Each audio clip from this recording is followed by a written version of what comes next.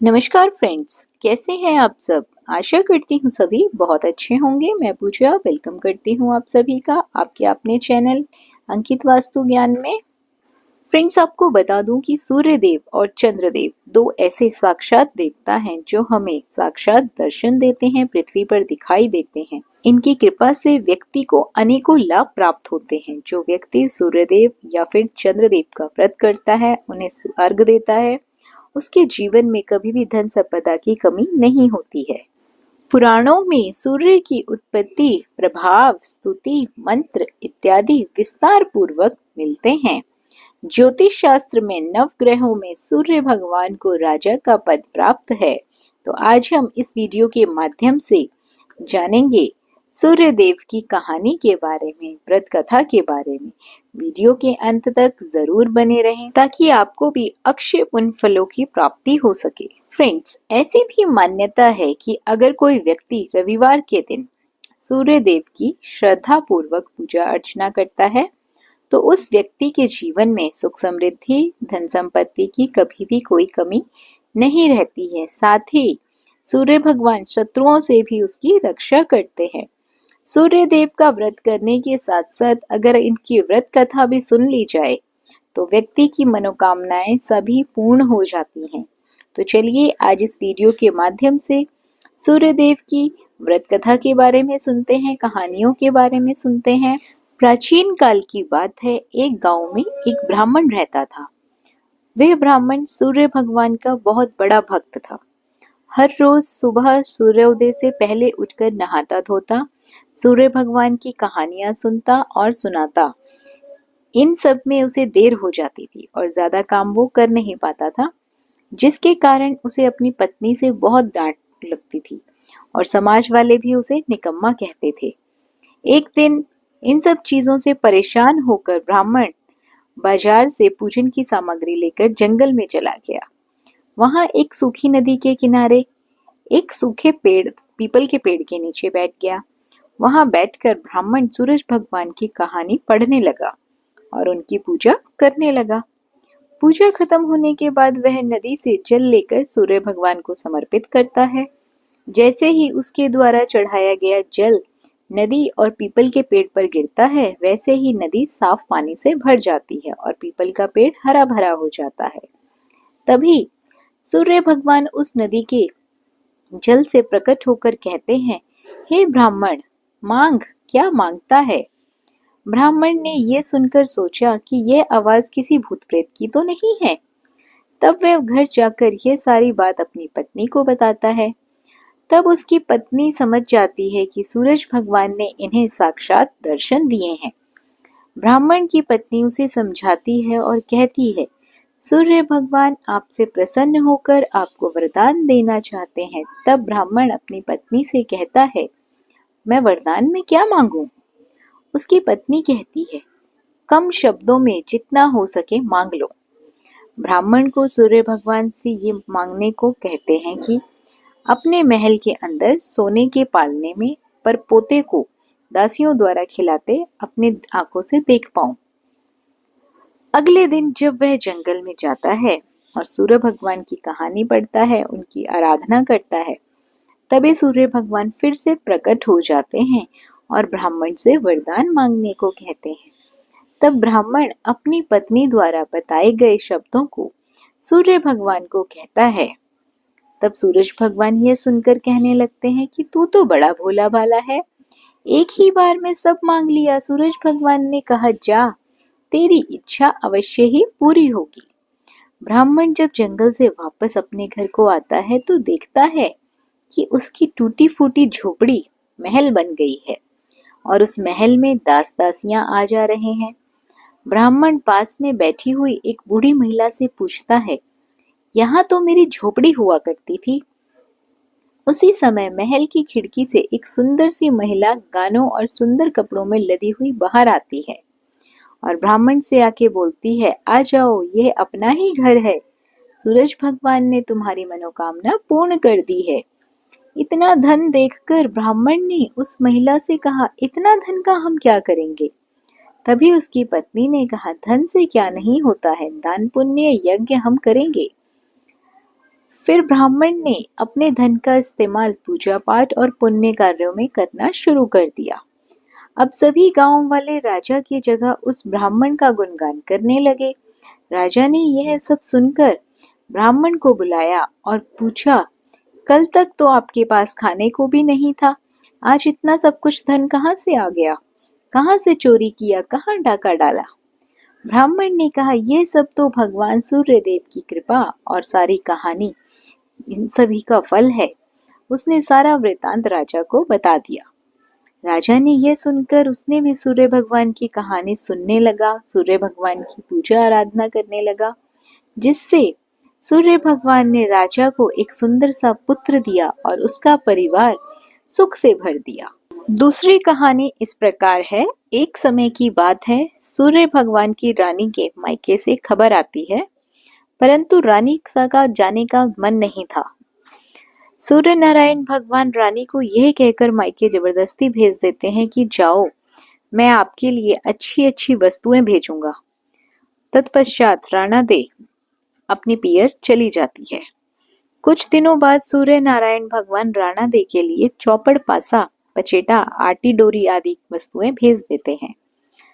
सूर्य भगवान की रानी राणा दे की भाभियां मजाक करने के इरादे से चौपड़, पासे, खिलौने आदि सब सामान निकाल लेती है और उनके स्थान पर कंकड़, पत्थर, कांटे भर देती है और सारे डिब्बे वापस बंद कर देती है।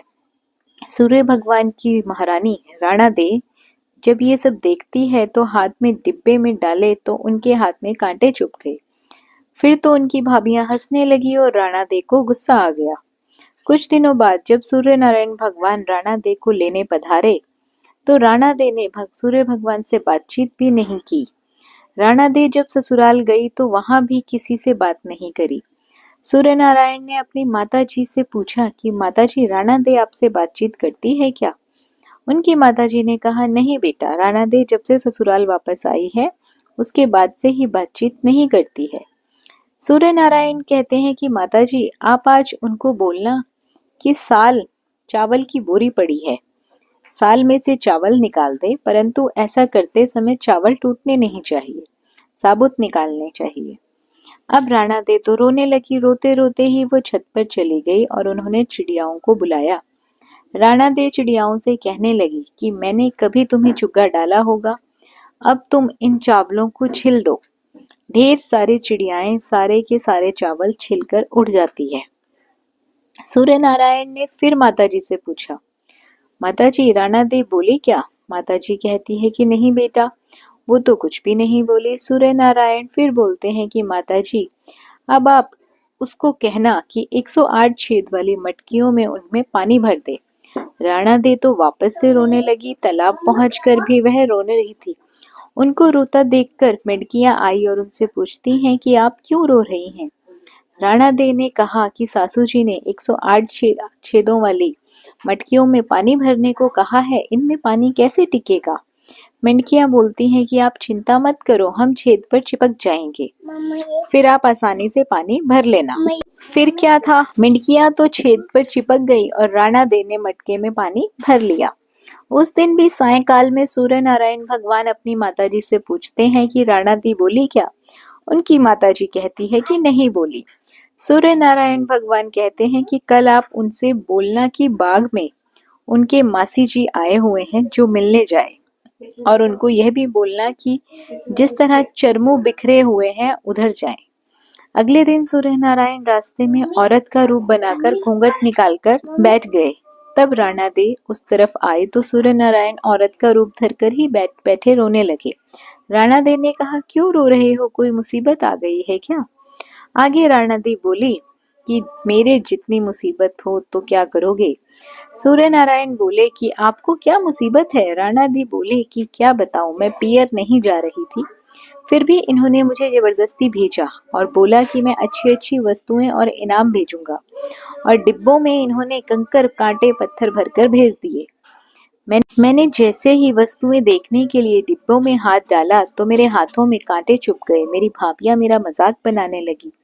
थोड़े दिनों बाद जब वापस आई ससुराल में, फिर साल में से मुझे चावल निकालने को बोला गया और कहा कि चावल का दाना टूटना नहीं चाहिए। फिर मुझे 108 छेद वाली मटकियों में पानी भरने के लिए कहा। अब आप ही बताओ, छेद वाली मटकियों में पानी कैसे ठहरता? वो तो मटकियां मटके के अंदर चिपक गई तो मैंने पानी भरा। ये कहते ही राणा दे जोर जोर से रोने लगी। फिर तो सूर्य भगवान ने राणा दे का हाथ पकड़ा और अपना असली स्वरूप में आ गए। सूर्य भगवान बोले, चुप हो जाओ राणा दे। मैंने तो डिब्बों में चौपड़, पासा, आती, डोरा, मिठाइयाँ और अच्छी अच्छी वस्तुएं भेजी थी। आपकी भाभीियों ने ही मजाक किया होगा, मैंने नहीं किया।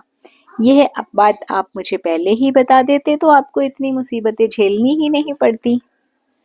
पुराने समय की बात है, सूर्य नारायण भगवान की जो माता जी है, वो एक दिन प्रजापति के पास जाती है और बोलती है कि हे प्रजापति, हमें 2 पर्दे वाली हांडी बना के दे दो।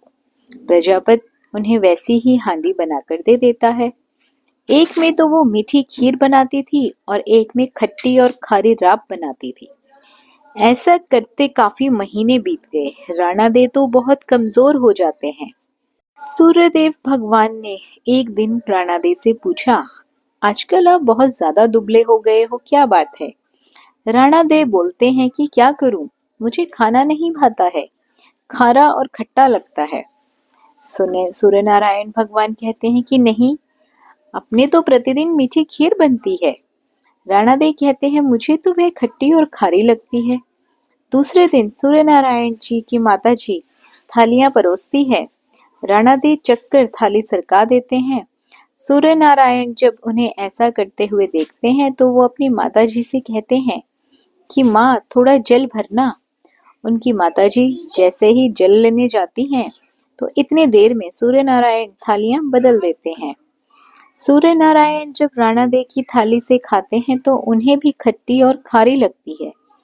जब उनकी माताजी जल लेकर आती है तो सूर्य भगवान बोलते हैं कि माँ, ओ माँ, आज तो भोजन खट्टा और खारा है। माताजी कहती है, नहीं बेटा, हमने तो तुम्हारे लिए मीठी खीर रखी थी, कहीं तुमने राणा दे की थाली तो नहीं खा ली?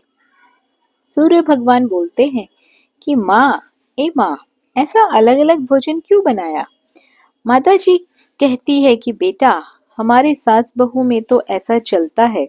सूर्य नारायण बोलते हैं कि नहीं माँ, ऐसा तो दुनिया में ही चलने दो, अपने महलों में ऐसा नहीं चलना चाहिए। सबके लिए एक जैसा ही भोजन बनाना। तब से सास बहू में तेरा मेरा चलने लगा। अगली कहानी इस प्रकार है। सूर्य भगवान प्रतिदिन नगरी में पधारते और सभी जीवों का पालन करते। राणा देव सूर्य भगवान से पूछते कि सुबह सुबह आप धरती लोक पर चले जाते हैं और शाम होते ही सूर्य लोक पधारते हो, पूरे दिन आप धरती लोक में करते क्या हो? तो सूर्य भगवान ने कहा कि मैं सबका पालन पोषण करने जाता हूँ। कीड़ी चींटी को कण देता हूँ, हाथी को मण देता हूँ।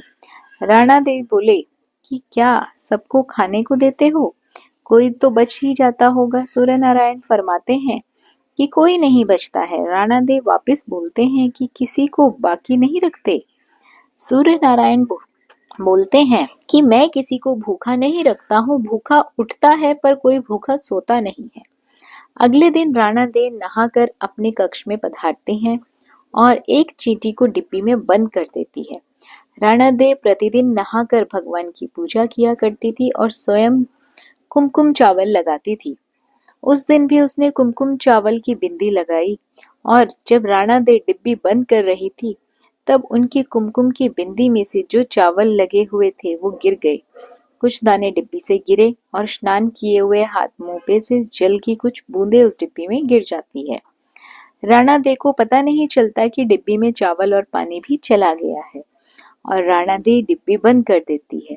राणा देव सोचती है कि आज सूर्य नारायण को बताऊंगी कि देखो, ये चींटी तो भूखी प्यासी रह गई है। जब शाम को सूर्य नारायण पधारते हैं तो राणा देव बोलती है कि हे सूर्य नारायण, आप तो कह रहे थे कि आप किसी को भूखा नहीं रहने देते। सूर्य नारायण बोलते हैं कि मैं सही में किसी को भूखा नहीं रहने देता हूँ। तो राणा देव बोलती है कि देखो, ये तो चींटी जो डिब्बे में बंद है सुबह से भूखी प्यासी है। ये सुनकर सूर्य नारायण भगवान राणा देव को कहते हैं कि आप डिब्बी तो खोलो। राणा देव जैसे ही डिब्बी खोलती है तो क्या देखती है कि चींटी के मुंह में चावल के कण हैं और डिब्बी में पानी की बूंदें भी पड़ी हुई हैं। राणा दे को अपनी आंखों पे विश्वास नहीं होता है।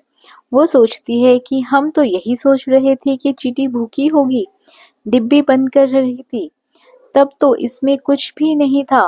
राणा दे हार मान लेते हैं और सूर्य नारायण भगवान से कहते हैं कि मैं मान गई कि आप सभी की मनोकामनाएं पूर्ति करते हैं, सभी को अन्न धन से पूर्ण रखते हैं, आप सभी की पूर्ति कर सकते हैं।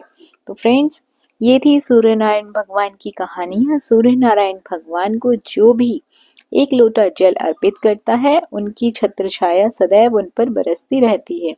सूर्य नारायण भगवान सभी को धन अन्न से परिपूर्ण रखते हैं। आशा करती हूँ ये कहानियाँ आप सभी को पसंद आई होंगी। वीडियो अच्छी लगी हो तो वीडियो को लाइक और शेयर ज़रूर करें। चैनल पर पहली बार आए हैं तो सब्सक्राइब करना बिल्कुल ना भूलिए। बने रहिए आपके अपने चैनल अंकित वास्तु ज्ञान में। धन्यवाद।